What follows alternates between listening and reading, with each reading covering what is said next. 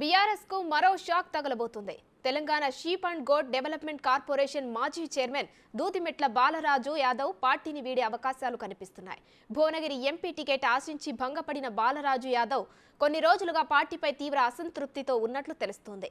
తెలంగాణ ఉద్యమంలో మొదటి నుండి ఉన్న వారిని పక్కన పెట్టి ఇతర పార్టీల నుండి వచ్చిన వారికి టికెట్లు ఇస్తున్నారని మండిపడ్డారు. భువనగిరి ఎంపీ టికెట్ మల్లేష్ కు ఇవ్వడంతో తీవ్ర అసంతృప్తి వ్యక్తం చేస్తున్నారు.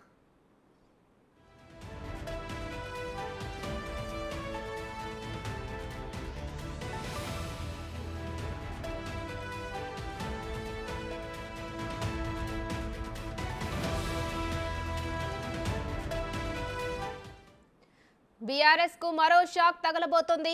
Telangana sheep and goat development corporation మాజీ చైర్మన్ దూదిమెట్ల బాలరాజు యాదవ్ పార్టీని వీడే అవకాశాలు కనిపిస్తున్నాయి. భువనగిరి ఎంపీ టికెట్ ఆశించి భంగపడిన బాలరాజు యాదవ్ కొన్ని రోజులుగా పార్టీపై తీవ్ర అసంతృప్తితో ఉన్నట్లు తెలుస్తోంది.